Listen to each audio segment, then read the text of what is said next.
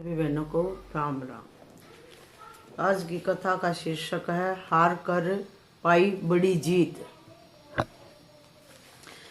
गुरु नानक जी पहुंचे बीसीयर में। वर्तमान में यह हिमाचल प्रदेश की शिमला जिले का बूशहर क्षेत्र बताया जाता है, जो सतलुज नदी के किनारे बसा है। यह इलाका निरालों का था। नानक जी के लिए नगर वालों के मन में नकारात्मक भाव भर दिया गया था। उन्हें नगर के अंदर प्रवेश नहीं मिला, बाहर ही रहे। नानक जी जब वहाँ से गए तो उस जगह को साफ करके पवित्र कर रहे थे। ऐसे थे ये मूर्ख नगर वाले। लेकिन उसी नगर में भाई झंडा नामक बढ़ई रहता था। उसको संतों के प्रति बड़ा सद्भाव था। उसने अपनी पत्नी को कहा, नानक जी तो बाहर हैं, नगर के बाहर हैं, कुछ दो तो मैं ले जाऊं उनके लिए। पत्नी ने कहा, आपको तो पता है कि घर में क्या है, जो है सो ले जाइए। घर में ले जाने जैसा तो कुछ भी नहीं था। भाई झंडा ने विचारा, अब क्या करूं। इतने में ढिंढोरा पीटने की आवाज़ सुनाई दी। घोषणा हुई, राज्य के सुप्रसिद्ध मस्किन पहलवान के साथ जो कुश्ती में जीतेगा उसे 100 रुपये और हारने वाले को 50 रुपये मिलेंगे। उस जमाने में 100 और 50 का बहुत ही महत्व था। भाई झंडे ने पक्का इरादा किया कि मैं पहलवान के साथ कुश्ती करूंगा।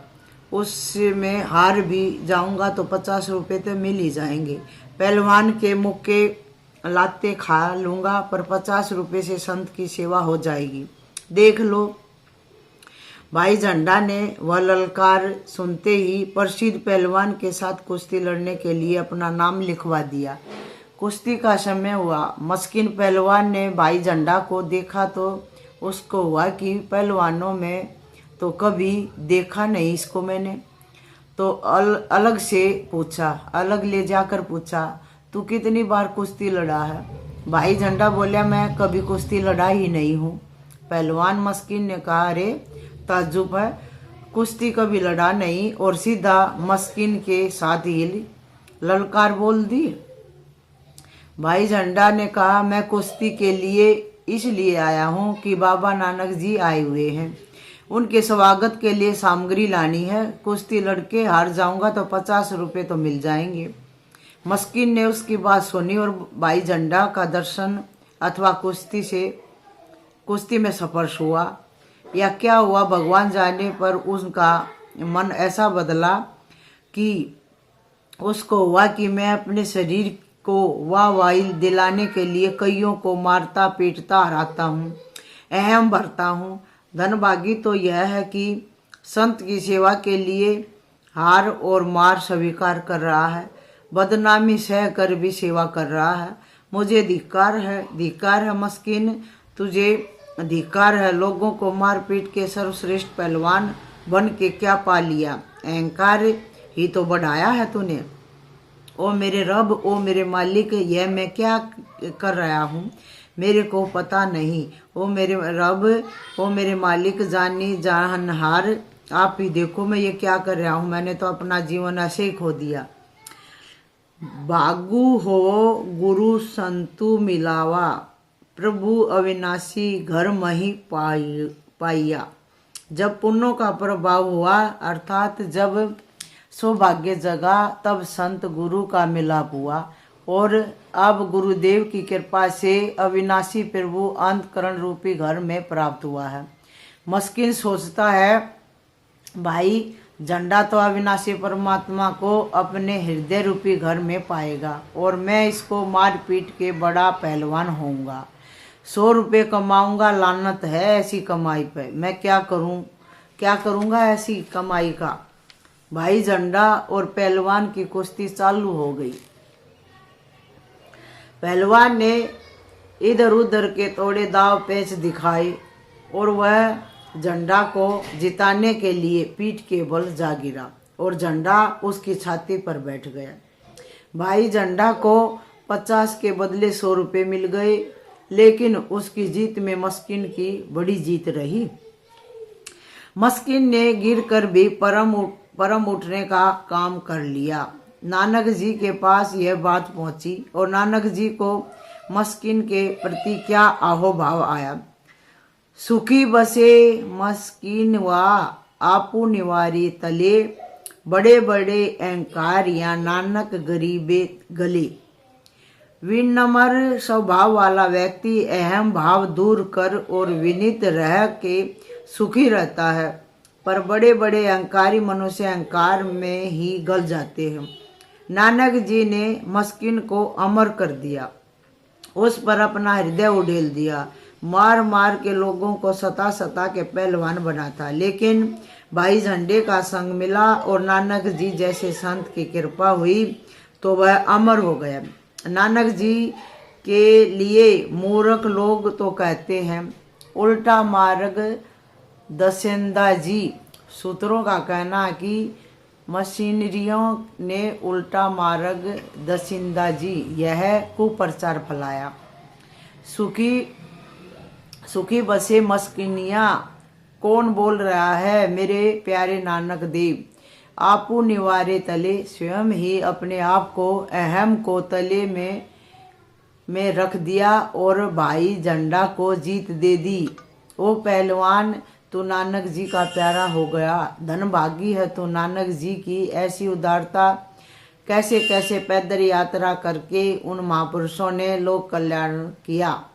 भाई झंडा जिंदाबाद हो गया और मस्किन तो अमर हो गया। कैसा है ब्रह्मज्ञानी के लिए थोड़ा बहुत सा किया हुआ उसका फल। जय हो सतगुरु भगवान की जय, गुरु नानक देव महाराज की जय। भगवत प्राप्त महापुरुष बोलते हैं तब ही कुछ मिलता है, ऐसी बात नहीं है। वे नहीं भी बोले, हम केवल उनके सामने बैठे रहते हैं तो उनके दृष्टि, उनके परमाणु हमारा मंगल करते हैं, वातावरण का मंगल करते हैं। हमें ईश्वरीय शांति का कुछ एहसास होता है। बदलने वाले को बदलने वाला समझ के अबदल का साक्षात्कार करा दे, उसका नाम है ब्रह्माकार वृत्ति। जो नित्य वस्तु का ज्ञान पाते हैं, नित्य वस्तु में शांति पाते हैं, वे दुख की चोटों से, सुखों के आकर्षण से उतना विहिल नहीं होते जितना निगरे होते हैं। बोल श्री सतगुरु भगवान की जय है। ते एक सेठ ने अन्न क्षेत्र खोल रखा था। उनमें दान की भावना तो कम थी, पर समाज उन्हें दानवीर समझकर उनकी प्रशंसा करे यह भावना मुख्य थी। उनके प्रशंसक भी कम नहीं थे। थोक का व्यापार था उनका। थोक का व्यापार था उनका। वर्ष के अंत में अन्न के कोठरों में जो सड़ा गला अन्न बिकने से बच जाता था, वह उसी से अन्न क्षेत्र चलाते थे। प्राय सड़ी जवार की रोटी ही सेठ के अन्न क्षेत्र में भूखों को प्राप्त होती थी। सेठ के पुत्र का विवाह हुआ। पुत्र वधू घर आई। वह बड़ी सुशील, धर्मज्ञ और विचारशील थी।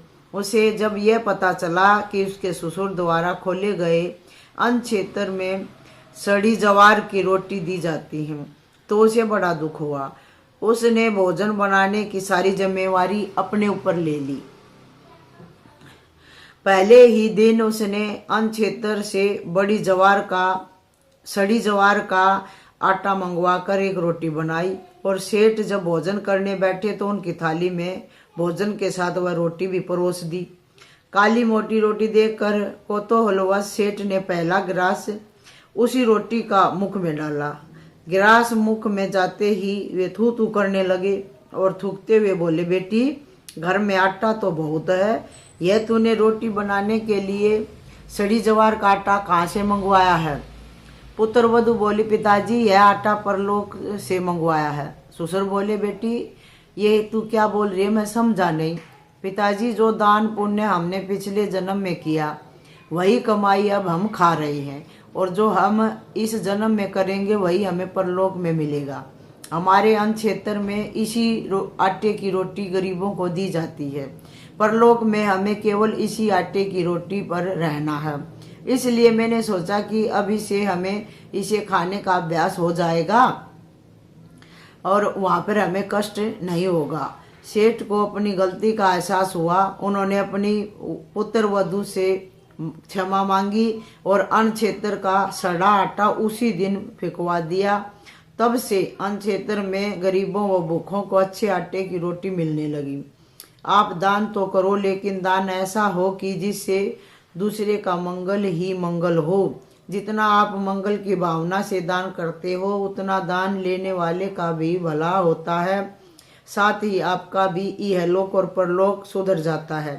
दान करते समय यह भावना नहीं होनी चाहिए कि लोग मेरी प्रशंसा करें, वाहवाही करें। दान इतना गुप्त हो कि देते समय आपके दूसरे हाथ को भी पता ना चले। बोल श्री सतगुरु भगवान की जय। उमापति महादेव की जय।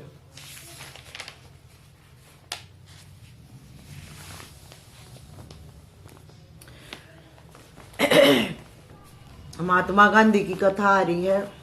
जीवन विकास का मूल है व्रत।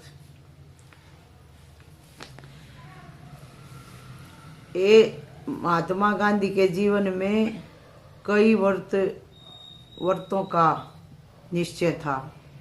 उनके जीवन के विकास के लिए उन्होंने अपने कई व्रतों का ले रखा था। उनका उद्देश्य था कोई भी अपने जीवन में सत्कर्म करने के लिए व्रत ले। या तो एकादशी का व्रत लो, या भी बुराई छोड़ने का व्रत लो, या पूनम का व्रत लो, या ब्रह्मचार्य का व्रत लो। मोहनदास गांधी ने पत्नी के साथ रहते हुए 36 साल की उम्र में ब्रह्मचार्य व्रत ले लिया था। उनके जीवन में और भी कई व्रत थे। इतने दिन भोजन बिना नमक का खाना, इस व्रत ने उनके बेटे मणिलाल को भी व्रती बना दिया था। गांधी जी ने आश्रम में अलोना भोजन का नियम शुरू कर दिया। बिना नमक का भोजन खाने के लिए शुरू कर दिया गांधी जी ने। 1 महीने के लिए बिना नमक का भोजन होगा। उनका बेटा मणिलाल बिना नमक का भोजन खा खा के उब गया था। गांधी जी के पास कुछ अंग्रेज मेहमान आए तो गांधी जी ने कहा, नमक मिर्च मसाले आदि डालकर जैसी खिचड़ी बनती है मेहमानों के लिए वैसी ही बनाओ। आश्रम वासियों के लिए जो खिचड़ी बनती है वही बनेगी बिना नमक की। अब क्या हुआ कि गांधी जी का बेटा मणिलाल जहाँ आश्रम वासियों की खिचड़ी थी वहाँ नहीं गया। जहाँ मेहमानों के लिए खिचड़ी बन रही थी उधर थाली लेकर पहुँच गया। आश्रम वासियों ने मणिलाल से कहा, अपन तो आश्रम वासी हैं, बिना नमक के भोजन का अपना नियम है, यह तो मेहमानों का भोजन है। मणिलाल बोला, मुझे पता है, लेकिन 1 महीने बिना नमक के भोजन का व्रत है तो आज नमक वाली खिचड़ी खा लेता हूँ, फिर 1 दिन आगे बढ़ा दूंगा। परंतु परोसने वाले की हिम्मत नहीं हुई गांधी जी से पूछे बिना उसको खिचड़ी देने की।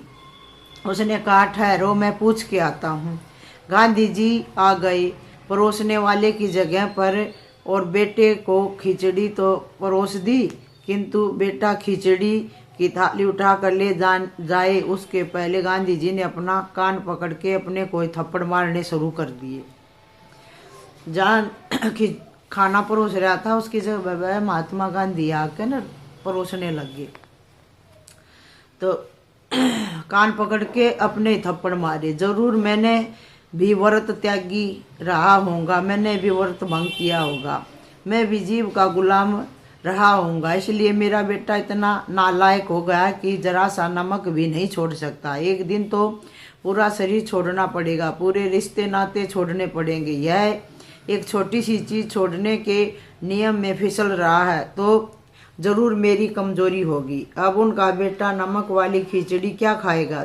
चरणों में गिर पड़ा। नहीं पिताजी, आपका कसूर नहीं है, मेरी लोलुपता है, आप अपने को थप्पड़ मत मारिए। ऐसे पुरुष ही बापू बनते हैं, महापुरुष बनते हैं। अपने ऊपर नियंत्रण हो, अपनी इंद्रियों पर नियंत्रण हो, मन पर नियंत्रण हो।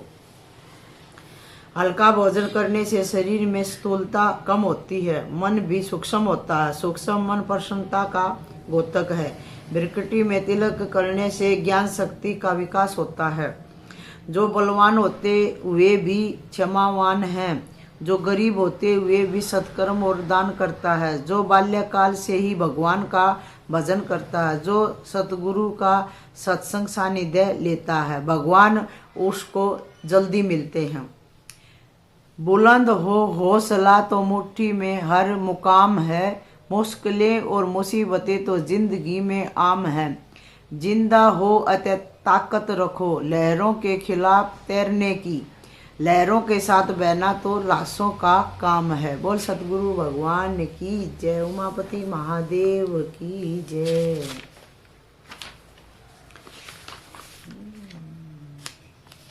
श्री राम जय जय राम, श्री राम जय राम, बोलो श्री राम जय जय राम, श्री राम जय राम।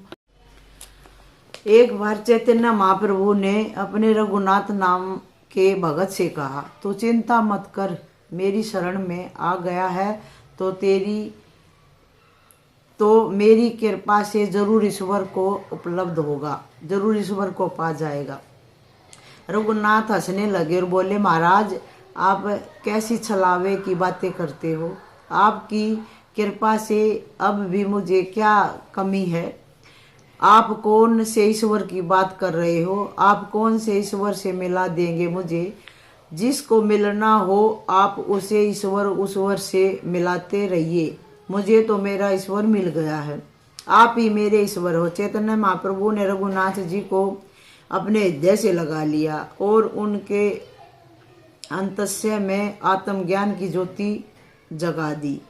शास्त्रों में संतों महापुरुषों के वचनों में आता है कि गुरु का दीख पढ़ने वाला शरीर स्थूल शरीर नहीं है, दीख पढ़ने वाला रूप मनुष्य रूप नहीं है, वह तो विशुद्ध चैतन्य है। भला इस जड़ जगत में विशुद्ध चैतन्य के अतिरिक्त और ऐसा कौन है जो अज्ञान का पर्दा फाड़कर जीव को उसके स्वरूप की उपलब्धि करा दे।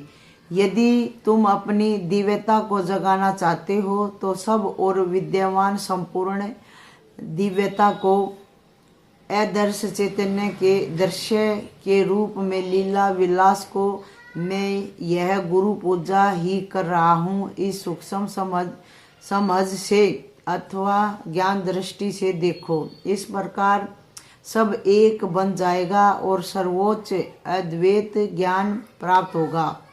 अतः गुरु को अनंत के दृष्टिकोण से देखो, यही बुद्धिमता है। गुरु भक्ति से ही तुम श्रेष्ठ मार्ग पर चलते हो। जैसे जैसे तुम गुरु को साक्षात परब्रह्म मानते जाओगे, वैसे वैसे उनकी भक्ति उनकी याद से तुम भरते जाओगे, तुम्हारा अहम खोता जाएगा। और जैसे जैसे तुम्हारा अहम खोता जाएगा वैसे वैसे तुम्हारे भीतर परमात्मा का प्रकाश प्रकट होता जाएगा।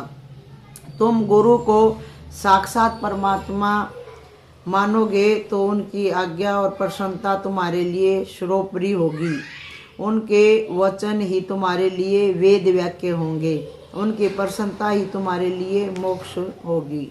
बोल सतगुरु भगवान की जय, उमापति महादेव की जय। संग्रह का बोझ, संग्रह अधिक अच्छा नहीं, यह मोक्ष पथ में आड़ है। कैसे भला तू भग सके, सिर पर लदा जब भार है।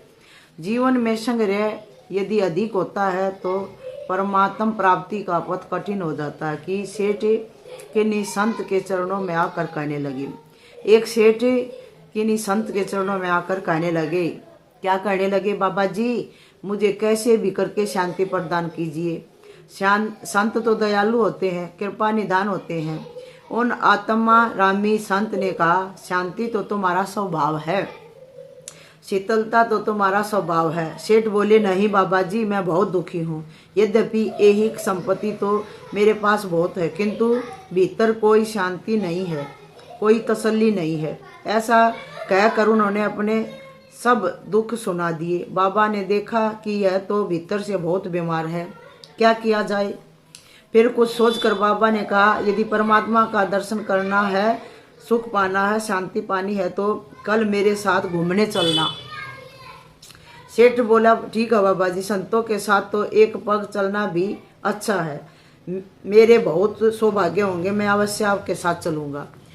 दूसरे दिन सुबह में बाबा जी और सेठ घूमने के लिए चल पड़े। रास्ते में बाबा जी ने कुछ कंकर पत्थर इकट्ठे किए और एक पोटला बांध लिया। चलते चलते जब वे एक पहाड़ी पर चढ़ने लगे तब वह पोटला सेठ को देते हुए कहा, इसे उठा कर चलो।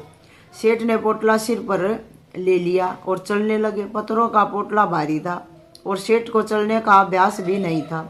थोड़ा ही चलने पर सेठ बोला, बाबा जी आप तो तेजी से जा रहे हैं किंतु मैं नहीं चल सकता। बाबा ने कहा थोड़े पत्थर कम कर दो।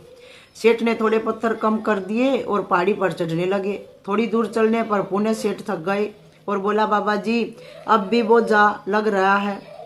बाबा ने कहा और थोड़े पत्थर गिरा दो। सेठ ने थोड़े पत्थर और गिरा दिए किंतु कुछ देर बाद पुनः वे कहने लगे, बाबा जी जो जो ऊपर जाते हैं त्यों त्यों थोड़ा भी ज़्यादा लगता है, जो जो मनुष्य नीचे गिरता है त्यों त्यों ज़्यादा भी थोड़ा लगता है।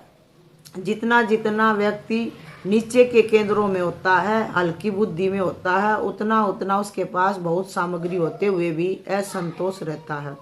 और जैसे जैसे वह ऊपर उठने लगता है वैसे वैसे उसे थोड़ी सामग्री भी ज़्यादा लगने लगती है, बोझ लगने लगती है। पहाड़ी पर चढ़ते चढ़ते जब आधे से ज़्यादा ऊपर पहुंच गए तब सेठ बोलते हैं, बाबा जी अब तो पत्थर नहीं उठ रहे मेरे से। बाबा जी ने कहा और कम कर दो। इस प्रकार पत्थर कम करते करते केवल एक ही पत्थर सेठ के पास बचा।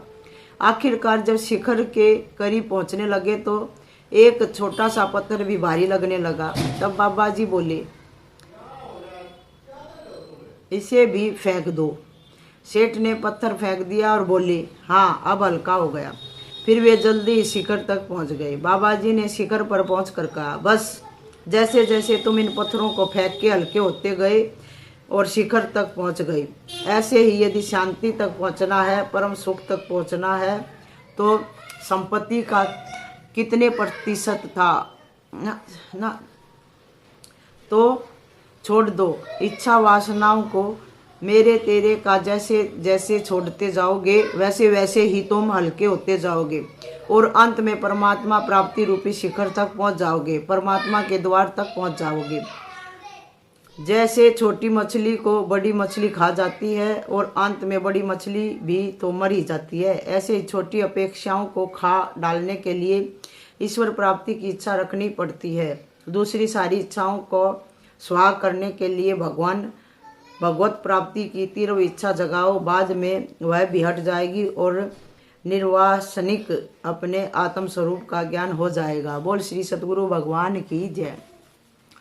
स्वामी श्री शरणानंद जी। स्वामी शरणानंद जी सत्संग कार्यक्रम के लिए एक संपन्न भगत के घर में ठहरे हुए थे। एक दिन प्रातः 4 से 5 बजे के सत्संग के समय महाराज जी को घर में कुछ बातें सुनाई पड़ी। उन्होंने पूछा तो पता चला कि घर में रात्रि के समय चोरी हो गई थी। चोर काफ़ी सामान ले गए थे। शरणानंद जी उन दिनों केवल 2 लंगोटी रखते थे, एक पहने हुए थे, दूसरी आंगन में सूखने के लिए डाली हुई थी। चोर अन्य सामान के साथ स्वामी जी की लंगोटी भी लेते गए। महाराज जी ने घर के मालिक से पूछा, क्या बहुत सामान चोरी हो गया है? हाँ महाराज, चोर सामान तो बहुत ही ले गए हैं। सब लोग उदास थे। स्वामी जी ने पूछा, अच्छा बताओ, चोरी गया सामान तुम्हारी संपत्ति का कितना प्रतिशत था? महाराज जी, प्रतिशत के हिसाब से तो कम ही था। स्वामी शरणानंद जी ने हंसते हुए कहा, तब चिंता की क्या बात है, मुझे देखो, मैं तो 50% लुट गया, 50% लुट गया मैं। यह सुनते ही सब लोग हंस पड़े और उनकी उदासी तिरोहित हो गई, क्योंकि 2 लंगोटी थी संत महात्मा के पास, एक न चोर ले गए, एक ही रह गई तो अपने आप ही 50% लुट गए। वास्तव में बाहरी संपदा के होने से सुख और बाहरी सुख संपदा के लुट जाने से दुख नहीं होता। चित्त में सुखाकार वृत्ति के उत्पन्न होने से सुख व दुखाकार वृत्ति के उत्पन्न होने से दुख का आभास होता है। मैं सुखी हूँ या दुखी हूँ करके इसमें अहम करने से सुख दुख पक्का हो जाता है, बढ़ता है। सदैव सम और प्रसन्न रहने का अभ्यास करते जाए तो एक समय आता है जब वृत्ति ब्रह्माकार हो जाती है और सच्चा सुख शाश्वत आनंद सदा के लिए जीवन में प्रकट हो जाता है। बोल श्री सतगुरु भगवान की जय। श्रीमन नारायण नारायण नारायण, श्रीमन नारायण नारायण।